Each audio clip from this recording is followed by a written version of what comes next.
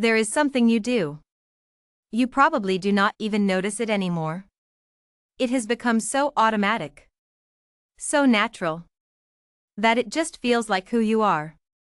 When someone else talks about an achievement, you quietly decide not to mention yours. When someone disagrees with you, you feel something in your chest. And then you soften what you said. Add qualifications. Walk it back just enough to keep the peace. When you walk into a room, a new job, a new relationship, a new group, you make yourself smaller first. You wait to be invited in. You lower the volume of your presence before anyone has even asked you to. You are shrinking yourself. Not once. Not occasionally. Constantly. And you have been doing it for so long that the smaller version feels like the real one. Today I want to talk about why you do this, what it is costing you, and how to stop. Because the world does not need a quieter version of you. It needs the full one. Let us start with what shrinking actually is. Shrinking is any pattern of behavior where you reduce yourself to manage how others feel about you. It is not humility. It is not kindness. Those things come from strength. Shrinking comes from fear. It shows up in the way you speak. You hedge your opinions with, "I might be wrong, but." You lower your voice at the end of a statement, so it sounds like a question. You laugh when you are serious. You apologize when you have not done anything wrong. It shows up in the space you take. You hold your body smaller in rooms with certain people. You do not ask for the thing you need. You do not push back when you are treated in a way that is not okay. It shows up in what you share and what you hide. You downplay your success so no one feels threatened. You keep your goals quiet so no one can watch you fail. You dim the parts of yourself that might be too much. Shrinking is a full-body response. And for many women, it runs so deep that they experience its opposite, taking up space, as something dangerous. Not just uncomfortable. Dangerous. That feeling is the point. That is where we need to look. Here is what shrinking does to you over time. When you consistently make yourself smaller to keep the peace, something happens inside you. First, you start to believe the smaller version. Every time you downplay something you did, your brain registers, "This was not worth much." Every time you swallow an opinion, your brain registers, "My perspective does not matter." Every time you shrink back from a room, your brain registers, "I do not belong here." You are not just performing smallness. You are teaching yourself that small is accurate. Second, the relationships built on your shrinking become fragile. When you make yourself smaller for someone, to make them comfortable, to keep them close, to avoid their disapproval, you are not building a real relationship. You are building a relationship with a version of yourself that does not exist. And eventually you will resent it. You will resent them. Not because they are bad people, but because you have been invisible inside the relationship. And it is exhausting. Third, your potential quietly closes. Every goal that required you to be seen, to be heard, to be evaluated, you did not pursue. Not because you lacked ability. Because you lacked the willingness to take up the space pursuing it required. The cost is not dramatic. It is not a single moment. It is the slow narrowing of a life that could have been larger. Psychologists have studied this. Women who consistently suppress their own needs and voices in interpersonal relationships show measurably lower self-esteem, higher rates of depression, and a pattern researchers call self-silencing, where a person prioritizes maintaining relationships over maintaining a sense of self. This is not a personality flaw. This is a learned survival strategy. And it started somewhere. Let us talk about where it came from. For most women who shrink, it began with a simple and painful lesson. Being too much had consequences. Maybe you were an expressive child, emotional, loud, full of opinions. And the adults around you communicated, in ways large and small, that this was a problem. Too dramatic. Too sensitive. Too much. And so you learned to turn it down. Maybe you were ambitious, you wanted things, said so, went after them. And you were met with discomfort or punishment. From a parent. A teacher. A relationship. Who are you to want that much? And so you learned to want quietly, or not at all. Maybe you watched the women around you make themselves small. Your mother, your grandmother, women who were praised for their sacrifice. Their self-effacement, their ability to put others first. And you absorbed the message. This is what a good woman does. Or maybe you had an experience. A relationship that punished you for being yourself. A rejection that came right after you showed up fully. A moment where being visible led to being hurt. And your nervous system made a decision. Full is unsafe. Small is safe. None of these origins are your fault. You were doing what any intelligent person does. You were adapting. But what protected you then is limiting you now. The world you are living in does not require you to shrink. It just has not yet felt safe enough for you to stop.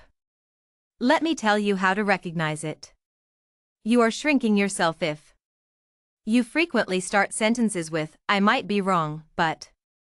Or, this is probably a stupid question. Or, you probably already thought of this, but. Before you say something you actually believe. You change your opinion mid-conversation. Not because someone gave you new information, but because someone seemed displeased with what you said. You have kept yourself out of a room, a promotion, a project, a relationship. Because you thought you were not ready. And watched someone with less ability walk in without hesitation. You work hard to be likable in situations where you should be respected. You manage your warmth carefully, not too cold, not too demanding. So that no one has a reason to find you difficult. You have dreams, real ones, that you have never said out loud. Because saying them would make them real. And real means you could fail. And failing in front of people feels more dangerous than never trying. You hold back praise for yourself. Even when it is earned. Even when it would be accurate. Even when staying quiet is a form of dishonesty. If these feel familiar, you are shrinking. And the way out is not more self-esteem. The way out is behavior. Here is how to stop.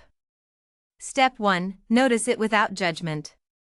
Before you can change a pattern, you have to see it clearly. For the next week, just notice. Notice every time you soften a statement unnecessarily. Notice every time you take up less space than the moment asks for.